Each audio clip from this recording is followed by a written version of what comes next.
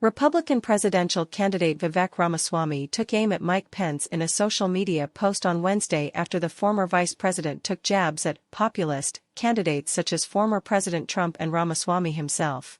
While speaking at St. Anselm College's New Hampshire Institute of Politics, Pence assailed his former running mate and claimed that populism is not compatible with traditional conservatism. Donald Trump, along with his populist followers and imitators, some of whom are also seeking the Republican presidential nomination, often sound like an echo of the progressive they would replace in the White House, Pence said.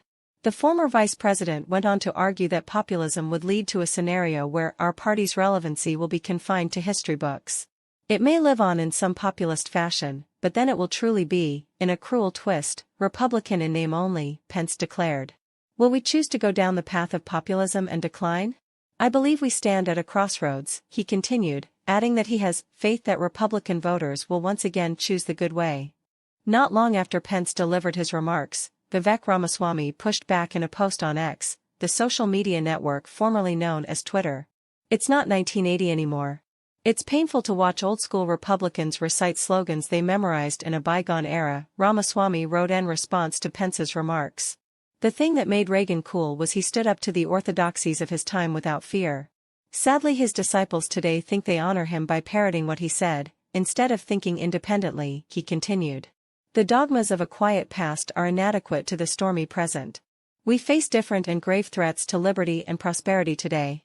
The deep state, not Congress. Communist China, not the USSR.